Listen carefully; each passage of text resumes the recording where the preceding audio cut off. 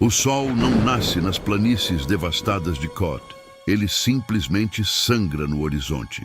Após a grande matança das forças mercenárias nos vales secos, o que restou não foi glória, nem honra, apenas o banquete. O cheiro de cobre, tripas e barro cozido sob o sol castigaria a alma de um homem comum, levando-o à loucura. Mas para o homem de cabelos negros e ombros largos que caminhava sozinho entre os cadáveres, aquele era apenas o cheiro do mundo real. O cheiro da era iboriana. Conan, o cimério, não estava ali para saquear. Ele não tinha interesse no aço quebrado ou nas moedas manchadas de sangue presas aos cintos dos mortos. Seus olhos azuis, frios como o gelo do norte, rastreavam algo muito mais profano. Havia rastros na areia grossa, pegadas que não pertenciam a cães selvagens, nem a hienas. Eram pegadas de homens. Mas homens não arrastam corpos pelo pescoço para a escuridão dos desfiladeiros. Homens não devoram a carne de guerreiros caídos, enquanto eles ainda respiram. O cimério apertou o cabo de sua espada larga. O couro estava gasto, moldado pela fúria de 1000 batalhas. Hoje, o aço não cortaria soldados. Hoje, o aço iria silenciar uma abominação. A trilha de sangue espesso e moscas levava Conan em direção às montanhas Dente de Osso, um maciço de pedras afiadas que rasgavam o céu como garras de pedra. O vento ali não uivava, ele lamentava. Sussurros de deuses esquecidos pareciam ecoar nas fendas. A civilização se esconde atrás de muros altos, fingindo que a escuridão não existe. Os reis de manto de seda fecham seus olhos para os terrores que rastejam nas bordas do mundo. Mas Conan nasceu onde a civilização nunca ousou pisar. Ele conhecia o abismo e sabia que quando a morte ceifava em massa, os necrófagos se erguiam. Ele encontrou o primeiro sinal real na entrada de uma ravina sufocante. Uma armadura cota de malha de um soldado cotiano, rasgada não por espadas, mas por garras humanas e dentes afiados. Os ossos haviam sido chupados até secarem.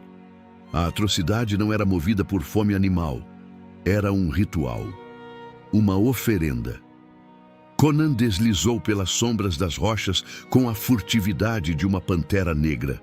A poucas dezenas de passos, na curva do desfiladeiro, a atrocidade se revelou. A seita do abutre. Eles já foram homens, talvez desertores ou loucos banidos das grandes cidades, mas a podridão havia consumido sua humanidade. Estavam nus da cintura para cima, com a pele pintada com cinzas de cadáveres e sangue seco. Suas costas eram curvadas de forma doentia, adaptadas para rastejar na areia e devorar restos. Nas cabeças, usavam crânios ocos de abutres gigantes, com as penas negras espetadas em suas próprias carnes através de ganchos de osso. Eram 8 deles. Grunhiam e guinchavam enquanto arrastavam o corpo de um mercenário ainda vivo, cujos olhos arregalados imploravam por uma morte rápida. O líder da matilha levantou uma adaga de osso lascado, pronto para abrir o peito da vítima, ainda pulsante, e iniciar a comunhão. O cimério não sentiu pena.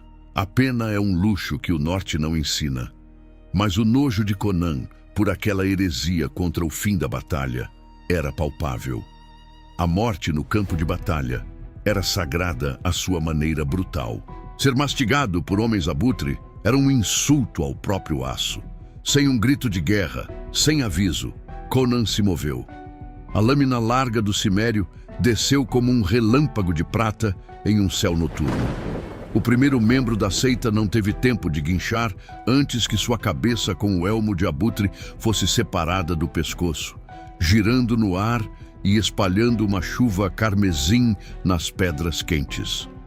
O silêncio do desfiladeiro foi estilhaçado.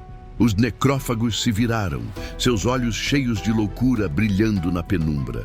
Eles não fugiram como covardes. Eles avançaram como bestas fanáticas, impulsionados pela fome e pela adoração cega ao seu deus de carniça.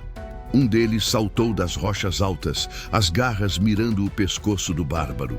Conan girou o tronco, os músculos das costas tensionando como cabos de navio, e cravou o pombo da espada diretamente na face da criatura.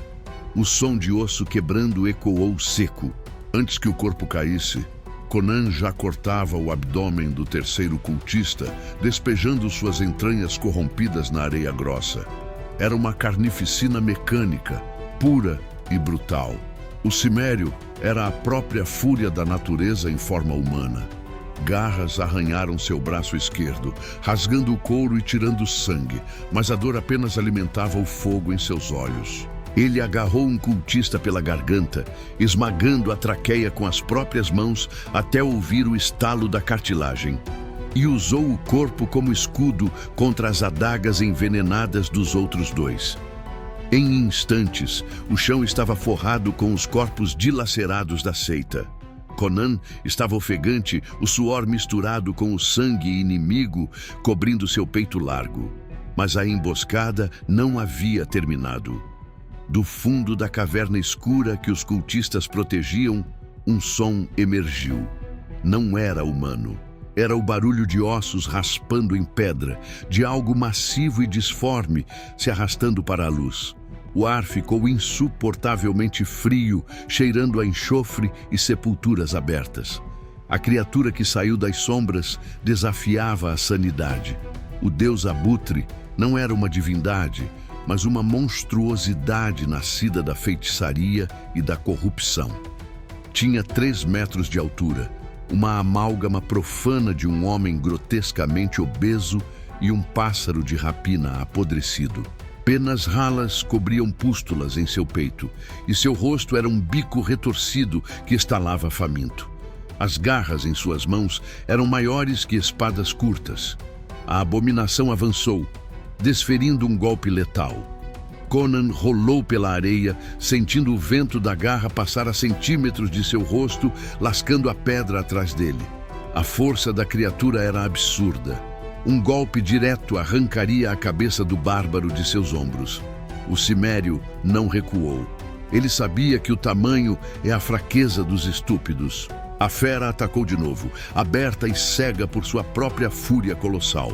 Conan não desviou desta vez. Ele deslizou por baixo do arco do ataque, o joelho raspando na areia afiada, e cravou a sua espada com toda a força de seus braços hercúleos diretamente no intestino putrefato do monstro.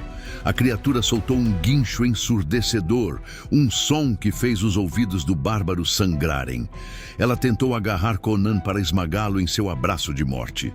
Mas Conan, com os dentes trincados e as veias do pescoço saltando, puxou a lâmina para cima, rasgando as entranhas da fera até o externo. Uma torrente de sangue negro e ácido desabou sobre as rochas. A monstruosidade oscilou, os joelhos disformes cedendo. Antes que ela desabasse, o cimério saltou.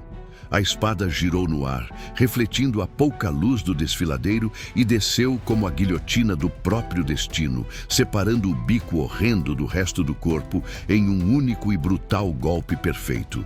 A massa de carne podre caiu, levantando uma nuvem de poeira e cinzas.